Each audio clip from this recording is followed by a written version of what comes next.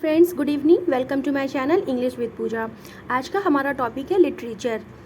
देखिए, हमने William Wordsworth को कवर कर दिया है, शेक्सपियर जी को कवर कर दिया है और आज हम बात करेंगे पीवी शैली जी की। इनका फुल नेम है पर्सी बायसी शैली। ठीक है, तो आज हम इनकी जो बायोग्राफी है पीवी शैली की उस पर बात करेंगे। चलिए स्टार्ट करते हैं। डेट ऑफ बर्थ, इनके डेट ऑफ बर्थ क्या है इसमें बात करेंगे, इसको देखेंगे। तो क्या है इनकी डेट ऑफ बर्थ? 4 अगस्त 1792 इनका जन्म हुआ था, 4 अगस्त 1792 को। अब प्लेस ऑफ बर्थ, इनका जन्म स्थान जो है वो कहाँ है? Field Place near Horsham, West Sussex, England. इनका जो जन्म स्थान है फील्ड प्लेस हार्सम के पास वेस्ट इंग्लैंड में हुआ था। ठीक है, अब हम बात करेंगे इनके डेथ की कि इनकी डेथ कहाँ पर हुई थी। 8 जुलाई 1822 ऑन द गुल्फ ऑफ स्पेंजिया, यानी कि 8 जुलाई 1822 स्पेंजिया की खाड़ी पर, गुल्फ मीन्स होता है खाड़ी, स्पेंजिया की खाड़ी पर इनकी डेथ हुई थी। नेक्स्ट है इनका एजुकेशन, इनकी जो एजुकेशन नेक्स्ट है इनका parents. It's son of sir Timothy Shelley, a Whig member of parliament for Horsham, and his wife Elizabeth Pilfold, a Sussex landowner. इनके जो फादर थे उनका नाम सर टिमोथी शैली था और जो इनकी मदर थी उनका नाम एलिजाबेथ पिलफोर्ड था। ठीक है, एलिजाबेथ पिलफोर्ड, इतना आपको ध्यान रखना है। नेक्स्ट, अब हम बात करेंगे इनके एजुकेशन की कि इनकी एजुकेशन कहाँ पर हुई थी।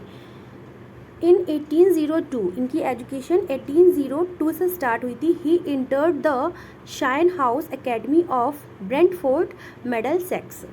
इनकी जो एजुकेशन थी वो 1802 में उन्होंने ब्रेंटफोर्ड मिडलसेक्स के शाइन हाउस एकेडमी में उन्होंने सबसे पहले प्रवेश लिया था। ठीक है, एडमिशन लिया था। नेक्स्ट हम बात करेंगे in 1804 Shelley entered Eton College where he acquired the nickname Mad शैली।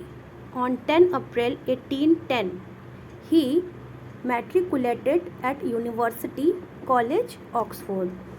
देखिए, मैं हिंदी में एक एक चीज़ बता देती हूँ जिससे कि आपको इनकी बायोग्राफी जो है वो दिमाग में बिल्कुल छप जाएगी। ठीक है, हिंदी में, इंग्लिश में तो बताते हैं, साथ में हम हिंदी भी इसकी बता देते हैं कि क्या है। ठीक है, अगर किसी को कोई प्रॉब्लम हो रही हो कुछ भी समझने में तो वो मुझे कमेंट करें, मैं और भी अच्छे तरीके से समझाने की कोशिश करूँगी। क्या है इसका? 1804 में शैली ने इटन कॉलेज में प्रवेश लिया, जहाँ पर उन्हें एक निकनेम से, यानी जो उनका उपनाम है, निकनेम से बुलाया गया। वो निकनेम क्या था? मैड शैली। क्या था? ये देख के लिखा हुआ है मैड शैली। उनको वहाँ पर मैड शैली के नाम से बुलाने लगे, सभी लोग जानने लगे।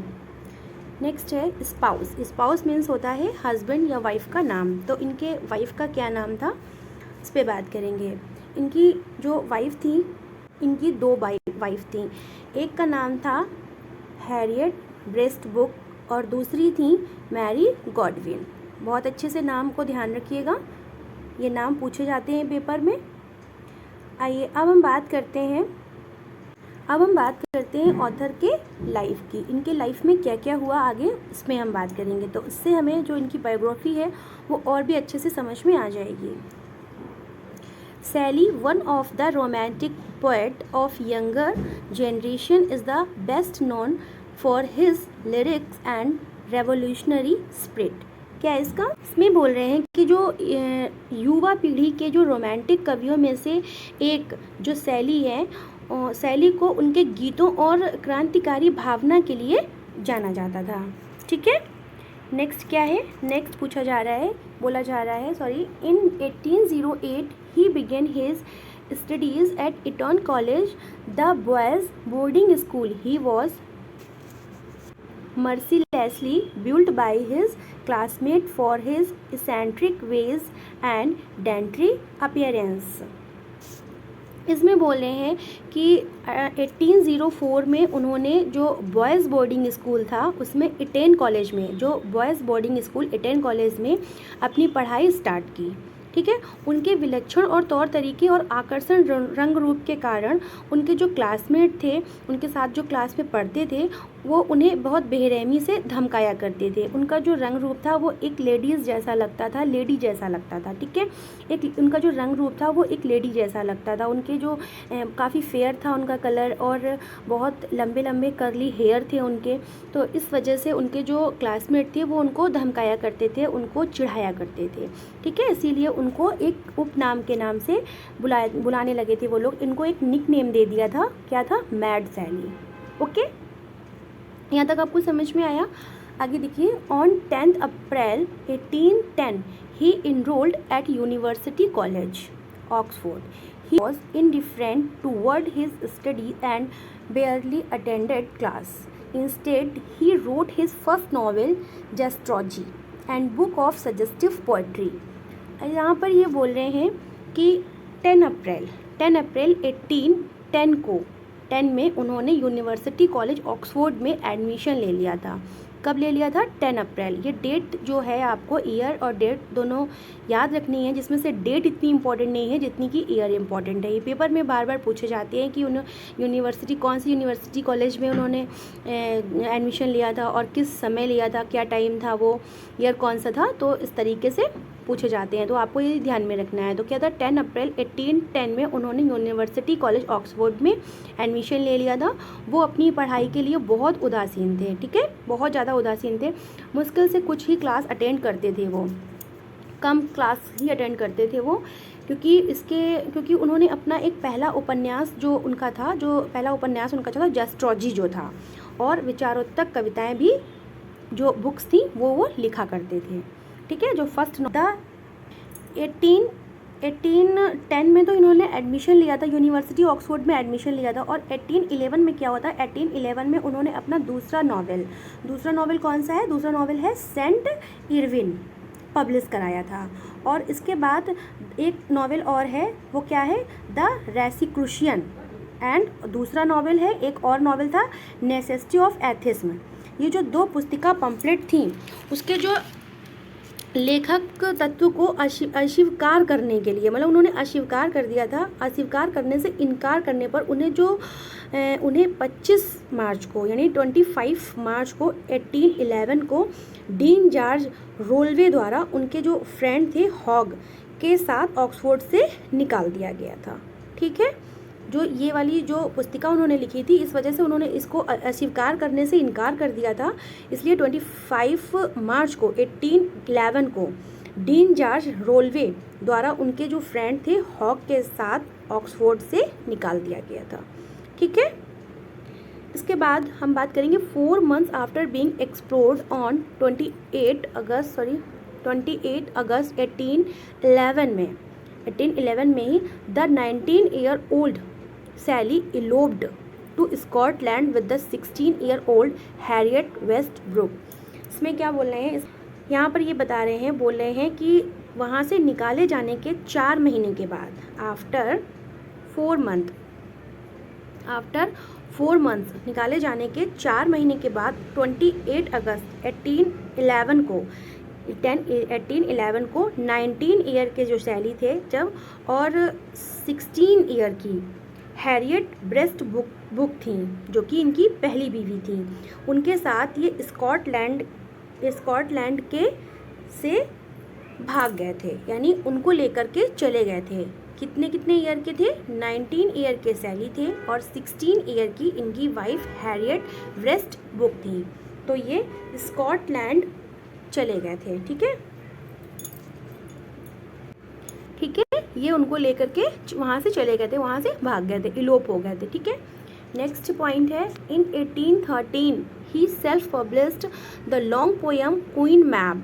The poem is an allegory for his political ideas. देखिए यहाँ पर सिर्फ मेन पॉइंट मैंने लिए हैं, जिससे कि जो मेन हिंदी में हम बता रहे हैं, हिंदी में आपको अच्छे से समझ में आ जाएगा।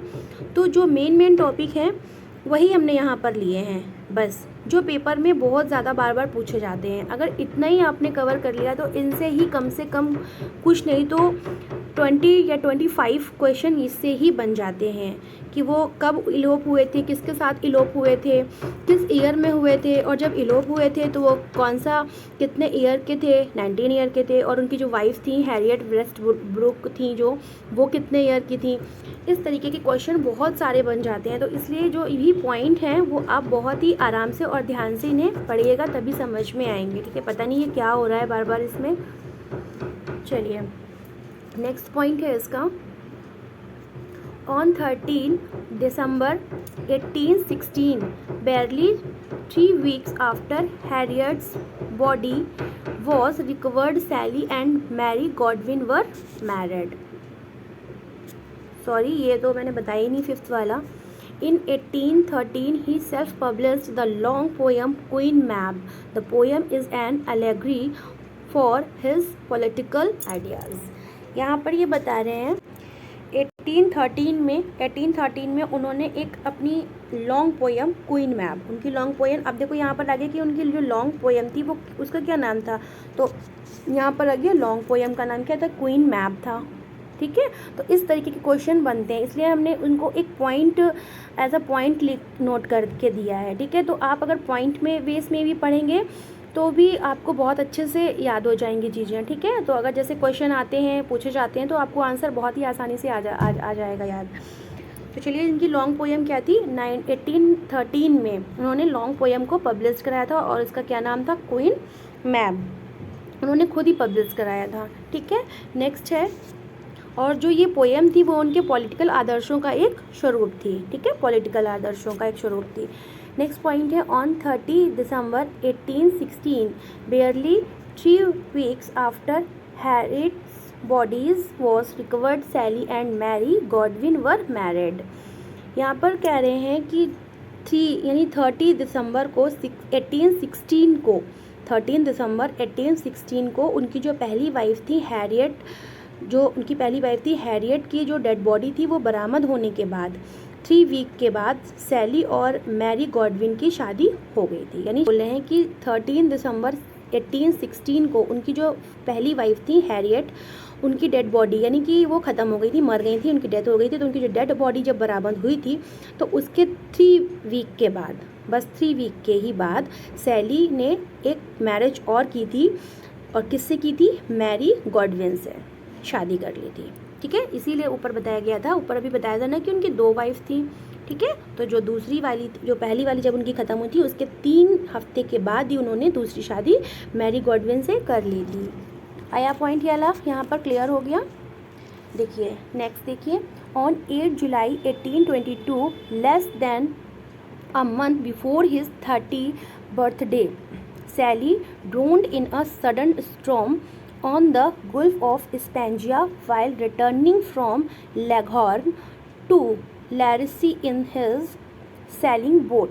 The Don John, his body was cremated on the branch near Viareggio.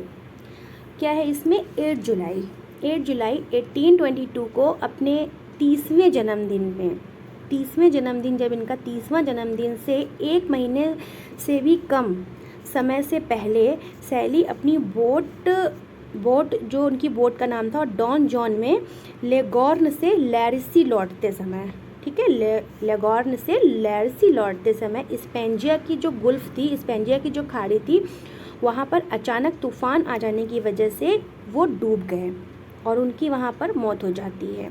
उनकी बॉडी का अंतिम संस्कार वियारेगियो के पास समुद्र तट पर किया गया था। इतना आपको अगर समझ में आ गया है, अगर इतनी सी बात अगर आपको समझ में आ गई है, बहुत ही कम शब्दों में, बहुत ही थोड़े टाइम में मैंने उनकी पूरी बायोग्राफी बता दी है, जो भी मेन पॉइंट थे। अगर आप इतने ही अगर अच्छे से अगर आप पढ़ लेते हैं तो आपको सैली के में अगर जितनी भी अगर इनकी बायोग्राफी से रिलेटेड जो भी क्वेश्चन बनते हैं वो आप आसानी से कर लेंगे। ठीक है, तो आज के लिए तो बस इतना ही। नेक्स्ट जो वीडियो हमारा पीवी सैली का होगा, लिटरेचर की क्लास जो होगी, उसमें हम इनके जो मेजर वर्क हैं उनमें बात करेंगे।